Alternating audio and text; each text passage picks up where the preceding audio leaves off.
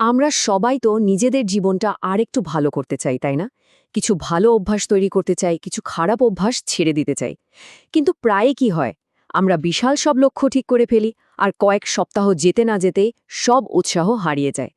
আজ আমরা ঠিক এটাই বোঝার চেষ্টা করব, কিভাবে বড় কোনো পদক্ষেপ নয়, বরং খুব ছোট ছোট সহজ কিছু অভ্যাস আমাদের জীবনে গভীর আর স্থায়ী পরিবর্তন আনতে পারে। আচ্ছা, কখনো কি ভেবে দেখেছেন বছরের শুরুতে জিমে ভর্তি হওয়া, অনেকগুলো বই পড়ার লিস্ট করা বা কোনো নতুন স্কিল শেখার পরিকল্পনাগুলো কেন বেশিরভাগ সময় মাঝপথে থেমে যায়? এর কারণটা কিন্তু খুব সহজ। আমরা প্রায়শই নিজেদের ওপর এত বড় দায়িত্ব চাপিয়ে দিই যে শুরুতেই হাঁপিয়ে যাই। আমাদের চারপাশের সংস্কৃতিটাই আসলে এরকম। আমাদের মাথায় যেন ঢুকিয়ে দেওয়া হয়েছে যে পরিবর্তন হতে হবে খুব নাটকীয়, আর ফলাফল আসতে হবে ঝড়ের গতিতে।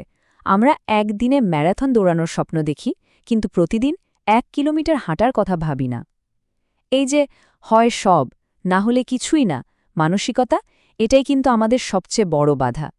এখানে দেখুন দুটো মানসিকতার মধ্যে পার্থক্যটা ঠিক কোথায়।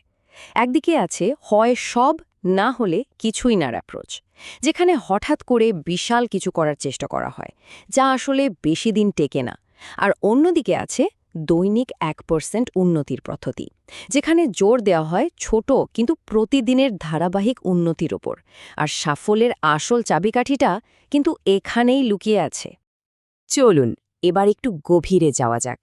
এখন আমরা এই ক্ষুদ্র অর্জনের শক্তিকে বিশ্লেষণ করে দেখব কিভাবে প্রতিদিন মাত্র 1% উন্নতি আমাদের জীবনটাকে পুরোপুরি বদলে দেওয়ার ক্ষমতা রাখে। চক্রবৃদ্ধি সুদের কথা তো আমরা জানি, তাই না? যেখানে সামান্য টাকা সময়ের সাথে সাথে বিশাল একটা অঙ্কে পরিণত হয়। অভ্যাসের ক্ষেত্রেও ঠিক একই নিয়ম কাজ করে। একেই বলে চক্রবৃদ্ধি প্রভাব বা দ্য কম্পাউন্ডিং এফেক্ট।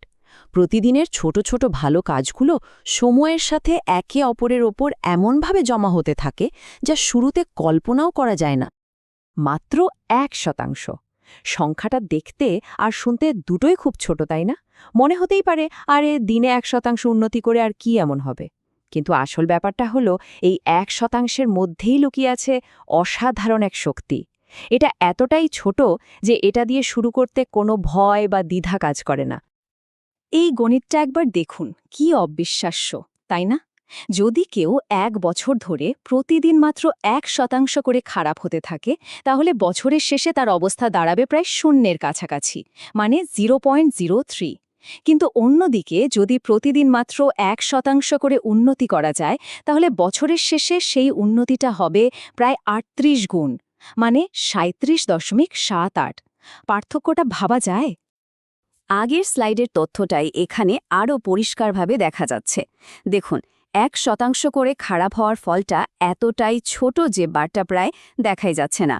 আর তার পাশে 1% করে ভালো হওয়ার ফলটা দেখুন, আকাশ ছোঁয়া। এই ছবিটাই তো চোখে আঙুল দিয়ে দেখিয়ে দেয় যে ছোট ছোট ধারাবাহিক চেষ্টার শক্তি আসলে কতটা বিশাল হতে পারে। তো তত্ত্বটা তো বোঝা গেল, কিন্তু আসল প্রশ্ন হলো এটা বাস্তবে প্রয়োগ করা যাবে কিভাবে। চলুন এবার তত্ত্ব থেকে বেরিয়ে একটা সহজ কিন্তু দারুণ কার্যকর পদ্ধতির দিকে নজর দেয়া যাক, যা যে কেউ আজ থেকে অনুসরণ করতে পারবে। এই নিয়মটা অসাধারণ।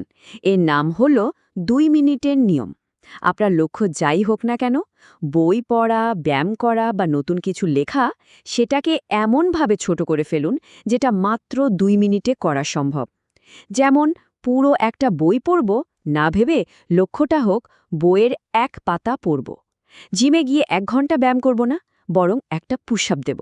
ব্যাস, এটুকুই। 2 মিনিটের নিয়মের আসল উদ্দেশ্য কিন্তু শুধু কাজটা করা নয়, বরং নিজের একটা নতুন পরিচয় তৈরি করা। যখন কেউ প্রতিদিন নিয়ম করে 2 মিনিটের জন্যেও কাজটা করে, তখন সে আসলে নিজেকে একজন ধারাবাহিক মানুষ হিসেবে ভাবতে শুরু করে। আর একবার যখন এই পরিচয়টা তৈরি হয়ে যায়, তখন অভ্যাসটা চালিয়ে যাওয়া অনেক বেশি সহজ হয়ে যায়। এবার তাহলে প্রথম পদক্ষেপ নেওয়ার পালা। তথ্য এবং কৌশল তো অনেক জানা হলো, চলুন এবার দেখি কিভাবে আজই, মানে এখনই প্রথম সহজ অভ্যাসটা শুরু করে দেওয়া যায়। দেখুন, শুরু করাটা কতটা সহজ হতে পারে। যেমন প্রতিদিন বইয়ের মাত্র 1 পাতা পড়া, বা শুধু একটা পুশ আপ দেওয়া, কিংবা 1 মিনিট চোখ বন্ধ করে মেডিটেশন করা।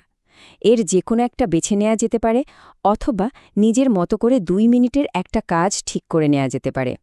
আসল কথা হলো, কাজটা এতটাই সহজ হতে হবে যে এটা না করার কোনো অজুহাতই যেন খুঁজে পাওয়া না যায়। আজকের পুরো আলোচনার সারমর্ম যদি একটা লাইনে বলতে হয় তাহলে সেটা হলো এই কথাটা: একদিন 10 ঘন্টা কঠোর পরিশ্রম করার চেয়ে প্রতিদিন 15 মিনিট কাজ করাটা অনেক বেশি কার্যকর। সবসময় মনে রাখতে হবে, আসল খেলাটা ধারাবাহিকতার, তীব্রতার নয়। শেষ করার আগে একটা প্রশ্ন রেখে যাই। এমন কোনো ছোট কাজ আছে যা আজ থেকেই শুরু করা সম্ভব?